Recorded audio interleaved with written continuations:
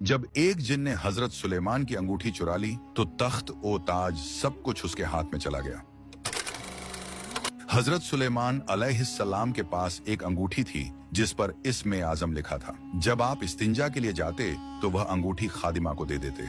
एक दिन अल्लाह के हुक्म से एक जिन सखर ने आपकी शक्ल इख्तियार की और खादिमा से अंगूठी लेकर तख्त पर बैठ गया। सब जिनों इंस और परिंदे उसके सामने झुक गए। हजरत सुलेमान बेतख्तो ताज होकर दरबदर हुए। भूख की शिद्दत से मजदूरी की, मछली पकड़ने वालों के साथ काम किया और एक माहीगीर ने अपनी बेटी का निकाह आपसे कर दिया। उधर सखर जिन 40 दिन तक तख्त पर बैठा रहा मगर तौरात की तिलावत सुनकर घबरा गया और अंगूठी समंदर की गहराइयों में फेंक दी जिसे एक मछली ने निगल लिया। 40 दिन बाद मजदूरी के तौर पर मिली वही मछली हजरत सुलेमान ने अपनी बीवी को दी। जब उसने उसका पेट चाक किया तो अंदर से वही अंगूठी निकल आई। सुलेमान ने पहनी तो परिंदे साया करने लगे। जिनों इंस खिदमत में हाजिर हुए और बादशाहत वापस आ गई। ये वाकया बताता है कि हुकूमत और ताकत इंसान की नहीं बल्कि अल्लाह की अमानत है, जिसे चाहे दे और जब चाहे वापस ले। हजरत सुलेमान अलैहिस्सलाम ने एक दिन शान और शौकत वाला दरबार सजाया जहां इंसान, जिन्नात और परिंदे सब मौजूद थे, मगर आपका प्यारा परिंदा हुदहुद नजर न आया।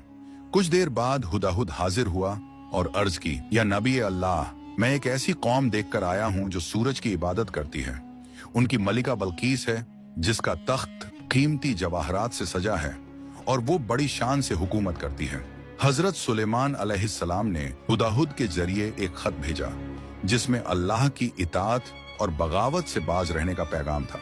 बल्कीस ने हालात जानने के लिए कीमती तोहफे भेजे मगर आपने लौटा दिए और फरमाया, अल्लाह ने मुझे इससे कहीं बेहतर अता किया है।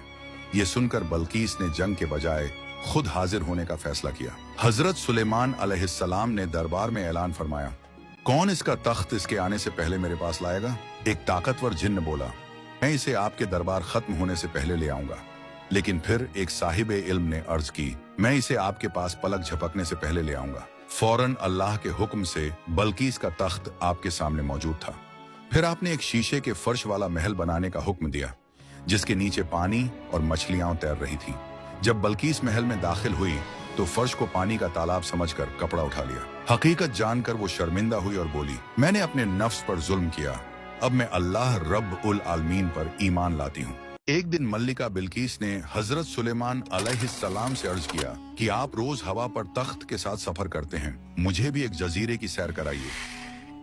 हजरत सुलेमान अलैहिस्सलाम ने हुक्म दिया और तख्त लम्हों में 7 दरिया पार करके जजीरे पर जा पहुंचा। बिल्कीस ने वहां सब्जा, आबशारें और अजीबुल खलकत दरियाई घोड़े देखे मगर वो घोड़े परिंदों की तरह उड़ गए। सुलेमान अलैहिस्सलाम ने जिन्नात को हुक्म दिया कि उन्हें पकड़ लाए मगर उन्होंने अर्ज की कि ये काम सिर्फ वो समंदरी जिन कर सकता है जो बागी होकर दरिया की तह में छुपा है। हुक्म मिला, जिन को पकड़कर हाजिर किया गया। उसने डरते हुए वादा किया कि इताअत करेगा और घोड़े ला देगा। हिकमत के तौर पर उसने घोड़ों के चश्मे को शराब से भर दिया। घोड़े पीते ही मदहोश हो गए और यूं जिन्नात ने 40 घोड़े पकड़कर सुलेमान अलैहिस्सलाम की खिदमत में पेश कर दिए। लेकिन घोड़ों की खूबसूरती देखते देखते असर की नमाज का वक्त निकल गया। उसी लम्हे हजरत जिब्रील अलैहिस्सलाम अताब लेकर आए कि ए सुलेमान, तुम दुनियावी मोहब्बत में मशगूल हो गए। ये सुनकर सुलेमान अलैहिस्सलाम फौरन सजदे में गिर पड़े, रोने लगे और इस्तिगफार करने लगे।